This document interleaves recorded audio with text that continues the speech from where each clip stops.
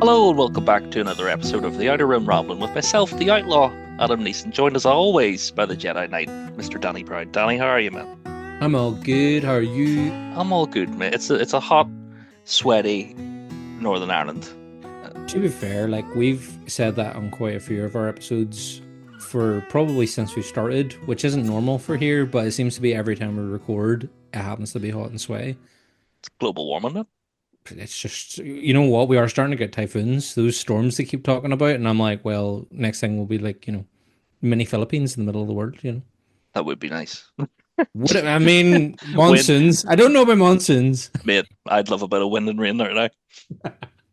But anyway, we can't ramble too much, Danny, because we're joined. The audience cheers with excitement. Yeah, they're not going to go off on one this week.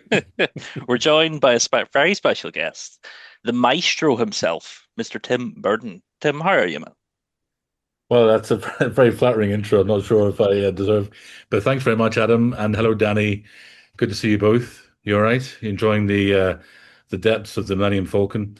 Just to paint the picture for the listeners, Adam's backdrop, I think, is a Millennium Falcon. Is that right? Yeah, it's just that's imagine that's where I lived. I just decked my house out like this. And Danny's backdrop is suitably Fright Club themed. Fright Club and we got Star and there is a bit of there is nerd paraphernalia. Planet of the Apes as well. Very good. Yeah. My backdrop is very boring, but hopefully that's not the actual content. It's more the substance over style, maybe. I don't know. Where's them framed Indiana Jones posters, Tim? I remember you having some fantastic Indiana Jones posters. Well, it's in the man cave, well, aka the garage, which tends to get cleared out every year. And just try, it can be, as like most people's garages, there can be a bit of a dumping ground, but I do try and make sure there's a part of it which is kept, strictly out of respect for those wonderful Drew Struzan posters, and not originals, unfortunately, but they look the part. Oh, they're fantastic. And also, more importantly, though, because again, Tim, we go way back. You've known me since I was a toddler, but yes, I want to ask. When you're in diapers. When I was but a child, when you were looking after me, not much has changed. But you happen to be in possession of many an artifact, but that includes John Williams autographs. How many have you got? Oh, for goodness sake! Right, okay. Well, 4. 4. 4. And have you? Well, two of them were personalized to me, and the other 2 were ones I just acquired over the years. So, okay. And were they personalized? Have you met John Williams? Yes, twice. Very fortunate to meet him twice. Yes, over the years since 1996, and then again in 2013. We kind of met in Vienna, but it wasn't. It was more kind of very, very brief hello. It wasn't a kind of shake hand and have a few words. But it's always, look, he has a great presence. As not to quote a Star Wars thing, but you feel like you're in the presence of someone with the Force. He has a great aura about him, and he's one of these guys who you would imagine he is as elegant and eloquent as well. He's so well read, and the great verbiage, speaks with such almost poetry. So when you think about his music, there's a kind of parallel there, certainly, because he writes and speaks both with that ilk. And yeah, he really does come across as well as you would expect him to. So yeah, that's incredible. I jumped straight in there, by the way, with John Williams stuff. I hadn't intended to go straight into John Williams, but we will talk about him a bit more, because we're going to talk about his scoring for Star Wars, of course. But Adam, will we kick things off with what we always ask our guests from the top? Yeah. Did you do a shout before the podcast? No. Circle it back. We always sort of start with what was sort of like your introduction to Star Wars? Did you see it in the theater? Were you a VHS kid like me and Danny? What started your love with Star Wars? Well, obviously you're both a lot younger, so VHS sounds about right for you, but no, for me it would have been theater. The first Star Wars was The Empire Strikes Back at the Odeon Cinema in Ashford, Kent. And what I remember so vividly about that screening was, and I don't think it was David Prowse, but there was a character dressed up as Darth Vader walking down the cinema aisle, which was very cool. And the audience were kind of in awe, and the obviously the whole experience of seeing it in the cinema and that whole, I mean, the Battle of Hoth just still, when I watch it, blows me away. And obviously, so many other seminal scenes in that film, and the lightsaber duel toward the end. Just it is it's a perfect film, and to be able to have seen that in the theater in 1980 or 81, that kind of time. Because remember, back in those days, it was re-released like in the cinema every few months, um, because it was just so popular. There was no VHS, apart from the odd, dodgy bootleg. I suppose you probably got. Even back in those days, people with camcorders probably filming in the cinema, or sometimes from the projection booth, not naming names. So it's no, it was a brilliant time. I mean, as I'm sure you've heard from many people, the 1980s was such an exciting time was for cinema, and I was fortunate to be in that kind of era. I would have been, what, 4 years old, so it was a good age to be introduced to that kind of world. And how did you then? So Empire was your first film, and then did you go back and do Star Wars New Hope, or did you sort of ride the train into Return of the Jedi and then go back, or? Well, you're dead to me for saying A New Hope, so let's move past that. Well, And I'm just joking. No, that's a bit too hardcore. No, I didn't see Star Wars until the VHS releases, Mhm. and these would have been the early 1992, 93 releases. The trilogy were released by Fox Video for the first time in widescreen. It was a big deal in the early 90s. There was these big, widescreen TVs were coming to, I suppose, the market, and we didn't have one for a long time. So I watched it on like I think a 19 or 21-inch TV, just a square TV. So it was kind of tiny because of the letterbox, format. But I just loved it because, I mean, I remember thinking, there's so much more to the film, because obviously you were seeing things left and right of screen which you wouldn't have seen, if we rented the video from the local video store. It would have been pan and scan, the old CBS Fox mega boxes, and you only had it for a night. So yeah, you enjoyed watching it maybe that night, and then the morning after, you may have returned it late and had to pay an overdue fee. But sure, the days of Extravision and Blockbuster and their overdue fees. But again, I suppose you guys are too young for that. Hey, no. But no, do you Extravision was remember a remember those was a days? staple. Yeah, every weekend going and picking up your two movies and a bag of popcorn for a tenner.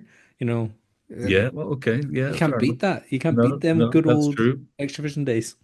So yeah, those videos in the early days of the 1990s, that would have been my introduction really to Star Wars and then Return of the Jedi, because I watched the three of them all back to back, and it was just, I mean, I was at college, so it would have been kind of my last year of school, first year of college. I was just immersing myself very much into that universe. And then I think the year after, they released this wonderful box set called the Excelsior something edition. It was like a black metal box. Oh, the Remember that Executor one? Black Box. Yeah. Executor, that's the Mhm. one. Yes, Yeah. Yep. which was so cool. I mean, I had to save up about 4 or 5 weeks of pocket money because it was quite expensive. But it was something which Talisman in Belfast, the comic store, the guys now run Forbidden Planet, it's the same team, but it used to be just near Castle Court, Talisman. And me and my brother used to love delving around Talisman and picking up all the cool. There it is, Superclass Executor. Yeah, and you see, and that was such a cool box set because you had so much extra footage, and this is before the days of DVD. Um, I know there was Laserdisc around, I suppose, and they were putting on extra features and stuff, but on each of those videos, you had loads of extra stuff, like the original trailers, Well, I think it's got behind the scenes an stuff, extra VHS in it. It's and got there's the also, yeah, the three and then from Star Wars to Jedi or something, I think it's called. something Or, like that. Yeah. yeah, Hold it's on. like the Let me take a look.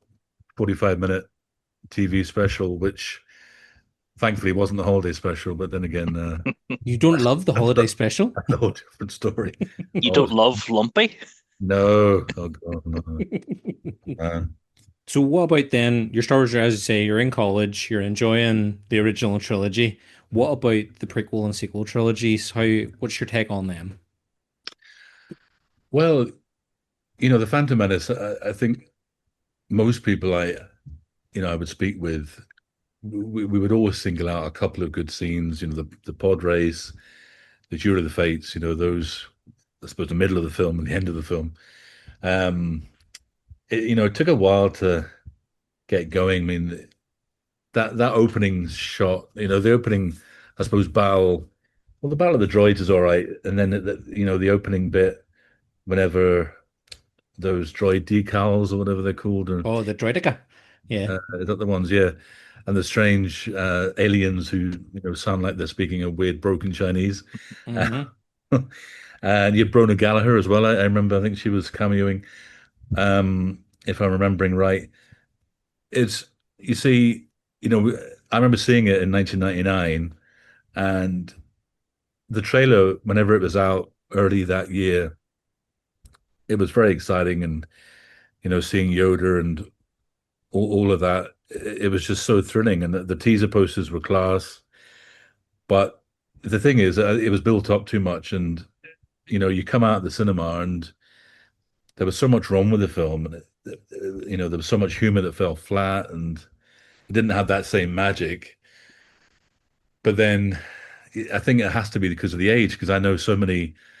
It's a generational thing. Because I saw so many kids who saw that film loved it, and they were hooked on Star Wars. So I think there's always going to be that. Oh, there's Jar Jar, yeah.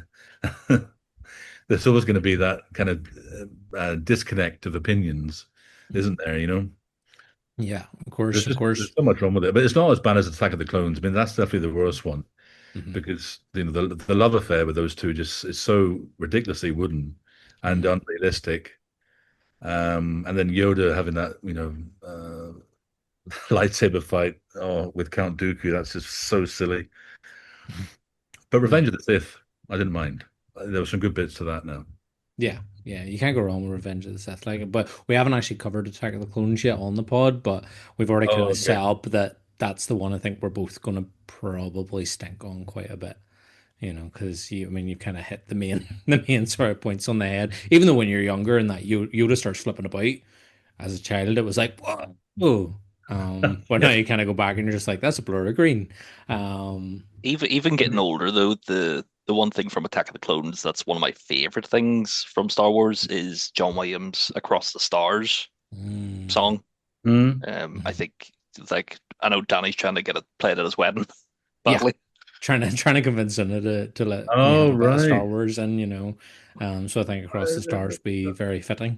Yeah, it's a good piece. Hmm. Absolutely. Yeah, Yeah. no, that's a lovely piece. And there's a nice version by Annie Sophie Mutter, the violin version, which Mm. would be suitably kind of, romantic, having the solo violin arrangement that was done for her. That's Fire something that to over to me, see. Tim. Send me that link. I will. Yeah, Yes, do yes, I absolutely, will. absolutely. That might So that might sway her. You never know. yeah, hopefully. But But what did you guys think of the Phantom Menace? I mean, you both would have been what in your early teens? No, not even. probably I no. was What, eight or nine or something? P3, so yeah, I was P3 in '99, Yeah, so so you've been I would have about been eight. about 6 or 7. All right, 6 or 7. Adam, I'm the same age as Danny, so would have same been age the as Danny, same. right? Yeah. Okay, Yeah. right. I mean, and when you both saw it, did you love it, or I mean, Oh yeah. whenever I look at the critiques, do you think I'm being harsh or what? Yeah. No, well, we talked about it. Our last episode was actually about the Phantom Menace, and we talk about how it hit right with us because we were kids at the time. So, Yeah, the marketing, the toys, everything about it just really hit right. But watching as adults now, there's still a lot that we can we can sort of recognize as not being great. But I think it's sort of one of those ones. I think the Phantom Menace has kind of got reappraised in recent years by those who grew up with it, and people have found a love for it that maybe Attack of the Clones hasn't really got the same way. Some again, I think the prequel trilogy in general has been reappraised and shown a lot of love in recent years, but that's because you've got us now. A lot of those who grew up with the prequels are now attacking the sequels. But I think we may then find in that next generation who grew up with the sequels will also do a reappraisal and be like, actually, this is our Star Wars, and we will love it the way the generation before us loved their prequels, the way the generation before that loved their original trilogy. Hmm. You know, Yeah. Okay. so. But Tim, how did you get into film music? How did you become the film music man that we know and love?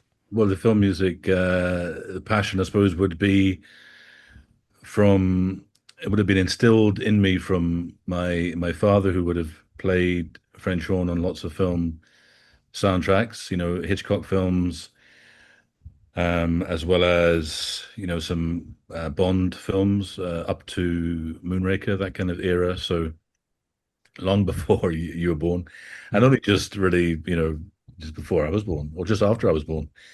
Dad had me quite when he was, a lot older, so he would have been playing quite regularly since like the 1940s with the London Symphony, Royal Philharmonic, and then he played on lots of sessions and film soundtracks. So many films were recorded in London, still are actually. Um, so music would have been a big part of my childhood growing up. But then if we were, watching a film on TV, Dad would say, "Oh, that listen to the music," because obviously he would have pointed out so much of the in the music, not just the ones he'd played on, but just music in general. Because when you have that musical acumen, you're always going to kind of home in on music from film or wherever you hear music. I used to hate that kind of muzak in lifts and hotels. The Mhm. horrible kind of piped music. I used to hate all that.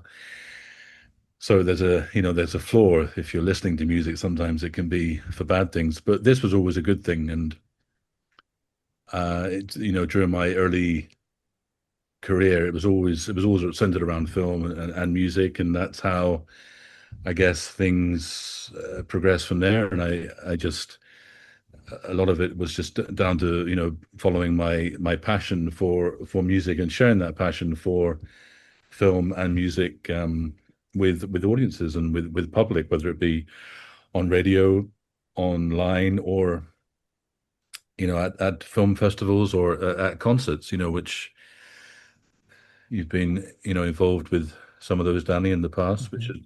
has been good fun. Yeah, oh, absolutely. Like you've done some fantastic events, and that sort of leads into you've done a few Star Wars concerts. You've done them here at home in Belfast, and you've also done them over in London. And how do you go about putting together a program like that? You've got to kind of pick from such a range of pieces across the full saga. You've also then got to kind of work with the likes of Disney and put the whole thing together and what orchestras you're going to work with. You've also worked very closely with Mark Silk, who voices Mo in episode one.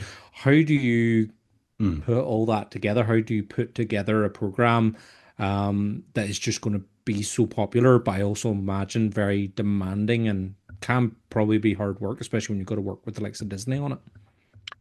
Well, I should clarify with Disney, there isn't really an association when it Mm, comes to John Williams music, because okay. John Williams music for Star Wars is actually very much its own entity. You Okay. only have to involve Disney whenever you're using like imaging artwork or videos, video clips and anything like that. Mhm. The actual rights to the Star Wars music for concert performance is always a separate thing. But Hal Leonard's Signature Series, which is a publishing company, Hal Leonard, who provide all the music for orchestras, basically. So that is very much a separate thing. Now, I've worked with Disney in the past, on different things, um, with Pixar mainly, for a few events, whether it be Cinderella or Brave many years ago. Um, but you know, like with any major Hollywood studio, there's so many different departments and hoops to try and jump through. It's a bit of a minefield, to be honest. So when it comes to putting a concert together, it really has to just be about the music. I mean, to try and get someone to approve using like a logo or an image, it's just impossible. A, because of cost, and B, usually because it has to go around so many different people to get approvals. Mhm. And you either get an out of office email or they just don't respond. It's one of these things because they don't consider it being a big deal, usually because it doesn't make them money. But Mm. that's maybe a bit cynical. When it comes to, yeah, the music side of things, you are dealing with John Williams' management. So I would be dealing more directly with his agent, his management, to make sure that there's images like, of John Williams. Like there was a poster we got done by the brilliant Paul Shipper. I'm sure you know the artist Paul Shipper. He did a great John Williams poster for the London Royal Albert Hall concerts a couple of years ago, Mhm. the Star Wars. That was terrific, but we had to make sure we got it signed off by John Williams management because John Williams' image was being used, and we had kind of instruments around his head just to give it that musical, kind of flavor. So it was important, and we had a bit of feedback. It came back that we had to ensure that it wasn't misleading any audience members that John Williams was actually going to be there because he obviously wasn't going to be in London. He had other things, and also his health wasn't that great. So we had to do a couple of tweaks just to make it clear it was, yes, his music, but he wasn't going to be there conducting it. So that kind of thing is crucial because it wouldn't be fair to the fans to uh, kind of make to lead them on to think he was going to be there. So, and then the running order would thankfully be very much down to me and then the orchestra. The key thing for an orchestra is because the Star Wars music it's so busy, it's very densely orchestrated, and there's always something for everyone in the orchestra to play. You don't want to wear them out, especially like the brass and percussion sections. You need to give their chops, as they say, the lips a chance to breathe because they'd be all completely exhausted. So it's important to kind of stagger the big pieces, and it's also good for the audience as well, so the audience can have a kind of a bit of a rest. Because if you have like 2 hours of non-stop action music in going through you, that would be a bit exhausting as well. So there needs to be a bit of you know A calm excitement, down. Yeah. yeah, excitement, and but then a bit of a bit of quietness. Whether it be Across the Stars we talked about a moment ago, that's a good break. And also you got Yoda's theme, Mhm. Princess Leia's theme, and there's some lovely, colorful music for the little people, the Jawas. And, that's delicate music. Even the Ewoks, apart from the end bit, is quite kind of light in tone. But it's always good to have the big pieces. The audience come because they want to hear the big themes: Imperial March, the Throne Room, Asteroid Field, Forest Battle. All of those big moments are so key. It's making sure you stagger it so that Mhm. the orchestra and the audience don't get kind of overwhelmed. Yeah. Would Okay. you, having, put these concerts on, would you have a favorite piece of John Williams, one specifically to Star Wars and two not specifically to Star Wars? Yes, I suppose for the Star Wars side of things, I've always been a huge fan of the Forest Battle, Return of the Jedi. I suppose between that and the Throne Room, I mean, the Throne Room has this wonderful, grand, almost kind of. well, it's ceremonial music, isn't it? So it's a great finish. I mean, in the film, it's so fast, but for the concert version, thankfully, it's kind of slowed down so we can all appreciate it. So those two, I think it's very hard to choose one. I'm sorry, I'm cheating. I'm choosing two. It's always hard to choose two. Or sorry, one. And then for non-Star Wars music for Williams, it's always going to have to be between, I suppose, Superman and E.T. Those two are so hard to beat. You know. Hmm. Yeah. Yeah. What about you guys? Just to turn the tables. I well, Star Wars, probably Leia's theme. Lovely. Um, if I had to pick one, and then non-Star Wars, Indiana Jones, Oh yeah, the main theme. yeah. Raiders of the Lost Ark. I mean, that's another favorite. It's an incredible score. Like the Desert Chase, that 8 minutes of just pure brilliance. So that is something which, yes, I would listen to. It's great driving music, actually. And that's why you have so many speeding tickets. Well, there's that. Yeah. What about you, Um, Danny? I think Jewel of Fate's probably one of my favorites. Seeing that live, I remember going to see one of the concerts you did, Tim, in Belfast in the Ulster Hall, and having the choir behind the orchestra doing Oh, Jewel that's of cool. Fates Yeah. was just incredible. Um, but I do Across the Stars also. It's just a Okay. beautiful piece of music to see live or to hear live. Non-Star Wars, I'm probably gonna go. Raiders March as well is another great one, but I think it's probably going to be Jurassic Park because when we went to the Little London Symphony Orchestra John Williams Spielberg concert in Derry that Oh, time, Barry, and yes, they that's right. opened with Jurassic Park, and I was like near in tears just because of how incredible it was to see So that proud. Yeah. performed live. Was yeah, They had a unreal. big screen of clips as well. I remember that. Hmm. They did. Yep, yep. So It it was didn't sync to fantastic. picture, but it gave a great kind of immersive experience. Hmm. Yeah, absolutely incredible. So yeah, probably that too. But I mean, we could be here all day talking about all of John Williams' scores, to be fair. Yeah, I But know. Empire of the Sun's one of my favorites too. mm, That would be one of my favorite Spielberg films. So that's, that I feel bad not saying that. But then look, I mean, yourself. It's like you go through these kind of phases, don't you? yeah, I mean, we'll start talking about Jaws.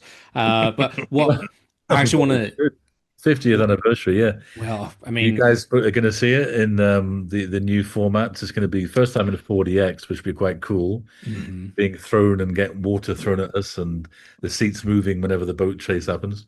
Will we all just go? Will we just book tickets now? But sure, it's going to be great fun. Yeah, go I ahead. Sorry, I I just interrupted. forgot. No, you're okay. I was just going to say, sort of stepping slightly aside to John Williams, though. How do you feel about those that have now kind of taken up the mantle to do scores for Star Wars that aren't Williams? We've had Rogue One, we've had Solo, we've had all the TV stuff. We've had quite a few different composers who are now coming in and kind of putting their stamp alongside Williams's. Do you have a particular favorite out of what we've had since Williams has sort of taken a step back? And how do you feel about the music that's coming from a galaxy far, far away now? Yeah, some of it's good. Yeah, I mean, I like some of what Ludwig Göransson did for the Mandalorian. Some of it, the Andor, Nicholas Britell, I thought had some great moments. Mhm. Some of it's more low key, but not necessarily a bad thing because it matches the mood of the show. I was a big fan of Obi-Wan. I know it bombed apparently, but I mean, sure, these things do, don't they, sometimes? But I thought what William Ross and Natalie Holt did was great because they interweave that new piece Williams wrote, for Obi-Wan, Mhm. which was suitably kind of elegant, kind of tip of the hat to Kenobi and the original character. I thought it was handled quite well. So I think what they did on Obi-Wan probably would be a highlight. I think William Ross, Natalie Holt, and then John Williams himself. That was a really good, formidable force, good Mhm. trio. Yeah. Okay. Michael Okay. And Giacchino, yeah, Rogue One is all right. There's some good bits of Rogue One. Interestingly, he was told not to use much of Williams' material. So whenever you wonder why there is very little Star Wars music Giacchino reuses in Rogue One, it's because he was actually told not to. So there's Yeah. there's a little nugget. I don't know whether you've heard that before, but No, and I'm actually surprised because of how much it just slots perfectly in with the original trilogy. It's integral to kind of the main mm, narrative, the main story. Whereas, a lot of the TV stuff like Mandalorian and all, it's often doing its own thing. It doesn't really need to be. But Rogue One, that's an odd thing to hear from Rogue One because it seamlessly flows into Hope. You would think they would want the music to seamlessly yeah, flow. exactly. I mean, I was surprised when I heard that one, but I mean, Solo is terrific. I think what John Powell did again with John Williams music. I mean, on the flip side of Rogue One, Solo is full of Star Wars music, which is fantastic. I mean, the I always forget the piece. It's like uh, it's the thing that Han Solo, that famous chase. So the Castle Run. Oh, the Kessel Thank Run, you. yeah. Yes, Kessel Run. I mean, that's just glorious. Like I think it's like 11 or 12 minutes of just non-stop brilliant music. I mean, it's impossibly difficult to play because I remember actually discussing this with John Powell and his conductor, um, because so much of it in the recording studio would have been done in sections, for the orchestra to, and then obviously it's synced up with the film and the film scene. But to perform that live in concert would just completely murder an orchestra because it's so challenging, it's so difficult, and it would actually be unfair to try and ask an orchestra to try and perform that relentlessly with the same energy and the same tempo as we hear it on the soundtrack or in the film. It's I mean, John Powell has this terrific gift for writing such difficult brass pieces. The brass sections. He likes to kind of overwrite for the brass. He jokingly says because his father was a tuba player. His name was Jim Powell, and he played tuba on so many film soundtracks, actually, like The Great Escape. He played on, I think, Lawrence of Arabia. He played on. He also played um, on some famous TV shows as well, in England. Mhm. So because John Powell was sat beside his father often at rehearsals, he jokingly says, because I was sat beside my father with trombone and tubas in my ear, naturally I overwrite for brass because that's what I was Mhm. used to hearing as a young kid. So it was definitely inbuilt with him from a kid. Yeah, that's class. What about then? Who of all the composers, we know your wealth of knowledge for film score composers is far exceeds probably the average human being. But who would you like to see that hasn't got to dip their toe into Star Wars yet? Is there any composer that you would like to see tackle a bit of Star Wars? I think James Newton Howard would do a good job. He has good, solid composer chops for that kind of world. George Fenton, I would like to see him do some more action music. Mhm. He tends to get pigeonholed sometimes with just low key scores, but he has a gift for writing, big orchestral scores too, as has been proved, many years ago. So yeah, I mean, I'd like to see George Fenton or James Newton Howard. Alan Silvestri could do. I mean, I'm going to go on now. There's a few, and you know who's actually really good. Um, oh, what's his name? Michael Abels, who did the score for Nope. Mm. Did Mhm. you guys see Nope? Mhm. Hmm. Yeah, yeah. Yeah, Michael Abels has done some terrific scores, not just for Jordan Peele, but also other formats. He's Yeah. great talent for film music. Okay. I think there's some good shouts, and I think definitely give something for our audience to think about. And they should leave comments and let us know who they think should do a bit of Star Wars scoring going forward. I'm trying to think, is there any Star Wars filmy stuff, film score stuff we haven't covered? Um, Is there something Or the of John? album? Is there something of John Williams that you would love to hear for the first time again? mm, mhm, Yeah, that's a good question. Something which made a impression. I mean, I remember hearing for the first time. I remember hearing whenever in 1993 there was a box set of all the Star Wars trilogy. The first three films that was released by Fox.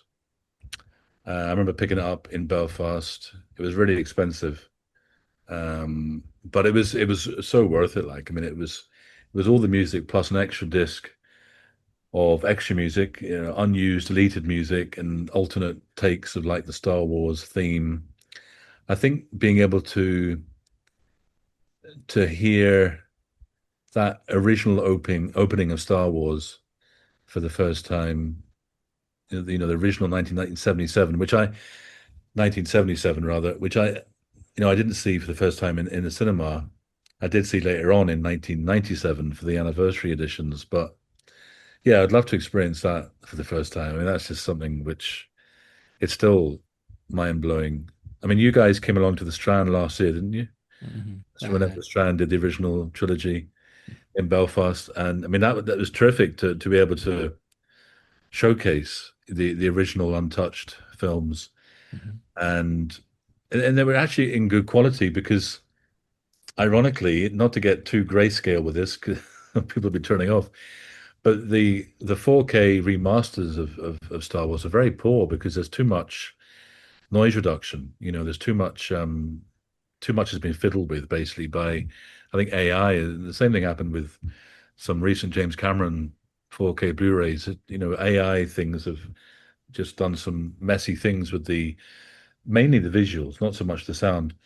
So the great thing about having the original trilogy on the big screen last year, done via a 4K projector, but upscaled from a Blu-ray, it looks so much better because there was that natural kind of filmic grain, Mhm. the grain which should be there, which, Marsha Lucas and the team would have been, and Paul Hirsch would have been working on Yeah. literally back then in the actual film, splicing film. So that was nice to be able to showcase that as opposed to these kind of noise reduced 4K editions, which are really made for more probably looking at on your phone, which isn't the way to experience a Star Wars film, Yeah. No, it was pure magic. Going and watch them in the Strand on the big because I'd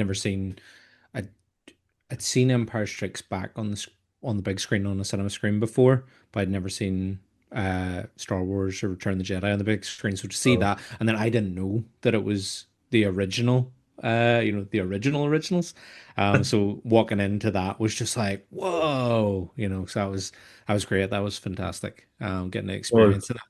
well, we're on the eve of the 50th anniversary, in Mhm. 2027. So I think I'm sure there'll be, well, hopefully there will be some original versions Yeah. Well, the signed. BFI did it there. Was it last month the BFI did? Yeah, they did in Yeah. London. That's right. Yeah. Yeah. They had I'm not sure what the quality was like, but mhm. I'm sure it was quite good. It was on the BFI IMAX, wasn't it? Yeah. Hmm. I think so. Mhm. Yeah. That Yeah, would have been very cool. I'd say that'd be great. Talking about things in their original formats, do you prefer Yup Nub or the celebration song from Return of the Jedi? Oh, yup, no, goodness sake.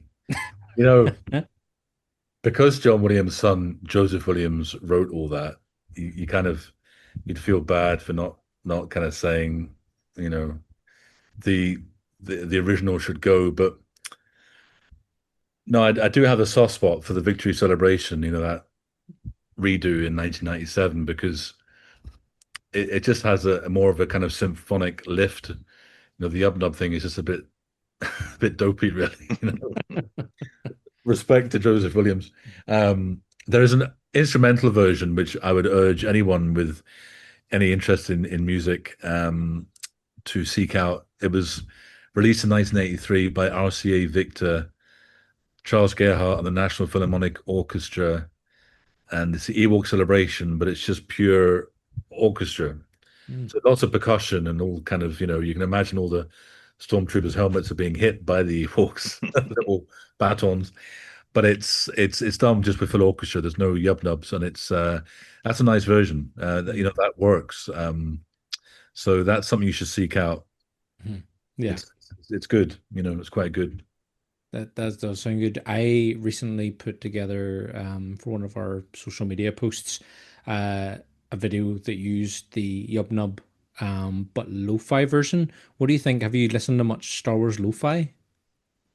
No.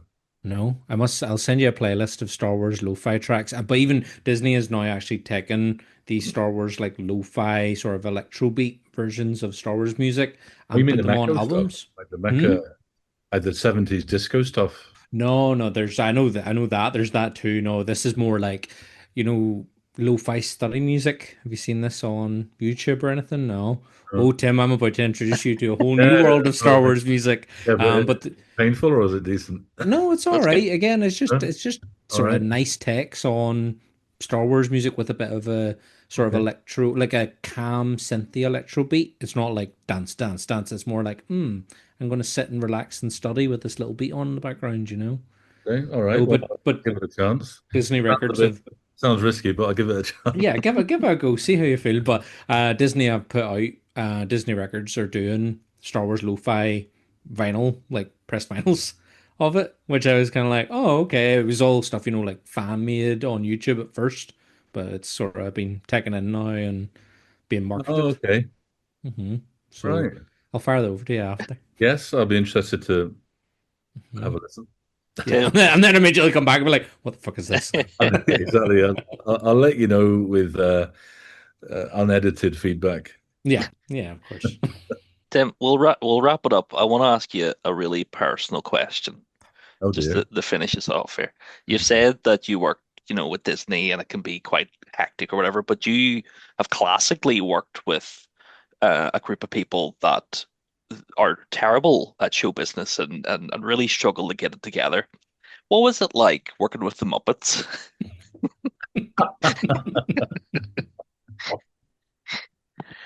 The, that was look. It was a fantastic memory. It was my birthday in the year 2012, I think.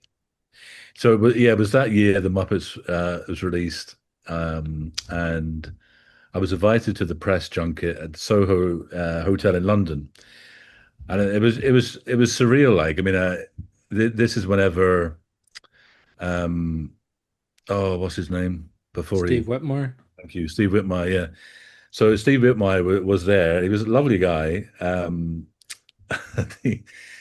So him and the other guys, there was two other guys there, were obviously beneath the puppets, controlling the puppets. But what I had to do in this interview scenario was obviously not look at them and just look at the puppets. Well, Kermit and Pepe the Prawn, I should give them their full introductions. Um, and it was, yeah, I mean, look, it was a terrific time. It was fabulous. I mean, just to be able to to actually, meet Steve and then also to interact in a kind of realistic yet tongue-in-cheek way with Kermit and Pepe and kind of talk about that repressed love with Miss Piggy and all that. Um, no, it was a lot of fun, and I remember talking to him about the Zach Galifianakis joke, and he had no idea what I was trying to say, which was funny because it's a big scene in the film where they don't get the joke that Zach is trying to say. So I tried to relay that to this, but it wasn't really working. So I think I think from memory it was done as a cutaway at the end or something, but Mhm. I cut away to I think a scene, but it was filmed. Yeah, it was filmed by Disney for for us, and then they sent us all the footage later. But it was a great experience. It was as I say, it was kind of surreal, but one of those things you would always treasure as a memory. Good fun. Class. Thanks for the reminder. Yeah, I forgot about that. Well, Muppets and Star Wars sort of related, Yeah. kind of. Yes, look, they are. Look, it's a shame that Disney Plus tried to reboot it, didn't they, last year or a couple of years ago? It just bombed. I mean, I think, yeah, I think Muppets is just maybe it's sad to say, but maybe it just has had its day. I think what Jason Segel did, was great, and he brought it back and with Steve Whitmire, and there was that good there was good chemistry there. The first film, not so much, maybe the second one, but I think because it didn't take itself seriously and because it was very kind of knowing humor, it worked. But the TV kind of reboot a couple of years ago just fell flat, didn't it? Really, Yeah. just Do you wasn't think the same. do you think they should do another Muppets story to like Muppets Treasure Island or Muppets Wizard of Oz? Maybe not Muppets Wizard of Oz, but Muppets Christmas Carol. What content, what movie, book, whatever it might be, what do you think would bring the Muppets back in a big way if you had to do Muppets version of? Well, one of the most popular kind of spin-offs for the Muppets was Pigs in Space. Mm-hmm. That might work as a kind of perhaps a spin-off. The Swedish Chef was great fun as well, but I don't know if it would work as a complete. It might be Yeah. a bit too repetitive as a movie. But Pigs in Space might kind of a Galaxy Quest type thing, wasn't it? Mm. Okay. Yeah, yeah. Good So you go stuff. for something like that. But I mean, if you could do any movie remake but with Muppets, what would you do? Uh, let me see, with Muppets, the Goonies would be good, wouldn't it? The Goonies. Oh, Mm, yeah. yeah. That would Goodness work. Muppets. I Who, can see who that. would be Chunk? You would have who'd be good as Chunk? Well, keep him the same. He be him. He's the one human. Yeah, he's the one human, and then the rest are all Muppets. Oh, well, that wouldn't work because Chunk is too thin now. Remember? No, of course, Um, he's all muscly now, isn't he? yeah, he's like I think he's a lawyer, isn't he? He's some Yeah. sort of Something like that, LA yeah. Hollywood Mm, lawyer. Yeah, the Goonies would be great, wouldn't it? Because mm. a lot of it's outdoors as well, and it's better when sometimes Muppets are outdoorsy. Like one of the original Muppet movie or the Muppet Caper. Those films were kind of a lot of it were on the road and they were outside, and it was great fun. I think sometimes if the Muppets are too enclosed, it can just be a bit dry. Yeah, I think one of the best things is That would Kermit on a work. bike. And Seeing yeah, seeing Kermit ride a bike still blows my no mind. connection. Yeah, I know it's so well done, isn't it? Hmm. His wee legs. Yeah. It's adorable. Adam, where are you going to Muppet? What movie are you Muppetizing? Blade Runner. Yeah, absolutely. But keep Harrison Ford. Yes. Who's playing Roy Batty? Who would be Rutger? I mean, that would be Sam the Eagle. Sam the Eagle. Yeah, that would Mm. work. Oh Yeah. my! Imagine him doing the Tears in the Rain Carolina. speech. That'd be incredible. Yeah. What about you, Danny, then? Just to Ooh, to complete the circle. finish it off. Ba, ba, ba, ba. Let's go Jaws. Let's do a Mm. Muppets Jaws, but the shark stays a shark, Yeah. and then all the rest are Muppets. Yeah, yeah. I think it's No. what do you call her from Electric from the band Janice. Janice getting Oh, like at the yes. Yeah, start yeah. and pulled about by the shark. That would work. Yeah, Actually, yeah, yes, that could work. that'd be great. Yeah, I think Yeah, that's good pitches there. Definitely some good pitches. yep. We'll get Let's go to Disney right now. we'll get them on the phone. Yeah. I know a guy, Tim. No. But that's it for this week's episode. Thanks for joining us, Tim. It's been Oh, it's fantastic been talking to you. good fun. Thank you, guys. Yeah, it's been good to wax rhapsodic about music of John Williams and a few other things which were thrown in there, but all good. Hopefully you'll come back and see us, and we could talk maybe some more sillier stuff that me and Danny usually get into. Yeah. Well, we could. I mean, a shameless plug. Hopefully, you don't mind me saying this, but on Saturday, the 6th of September, talking about Jaws and obviously the music of John Williams, there's going to be a special screening at the Queen's Film Theatre in Belfast at 3 o'clock on Saturday, the 6th of September. The Ulster Youth Orchestra are going to do a pre-performance of some music from Jaws, and then we're going to show the the new 50th anniversary remaster with a couple of added clips. So there's something for your diaries on Saturday, the 6th of September, 3 p.m. Absolutely. I Come along. think if I remember correctly, Danny, our little group chat with the Fright Club guys, the Saturday was the day floated, so we might just be there. Yeah, we will be Right, okay. along because we have Fright Club are showing Boys of County Hell the night before, so it's a On the movie 5th. weekend. Yes, that's Friday the 5th. Friday the Oh, 5th. and of course, 40X is the week before that. I think it's the end of August. Jaws and 40X. So there'll be a lot of Jaws and activity that week. Yeah, lots of movie going reasons. Yes. Yeah. But thank you, Danny, for joining me as always. But of course, Thank you to Jonathan Sung for our amazing artwork and Andy Khars for our incredible intro and outro song. Anything else, Tim, you would like to plug? No, as shameless as ever. No, Just in not case at you had all. something. No. Just those there. Jaws. Well, I could do jaws50music.com. Anyone interested in Jaws or the music of John Williams is I would urge you to go to that. It's a website I've been working on with some colleagues.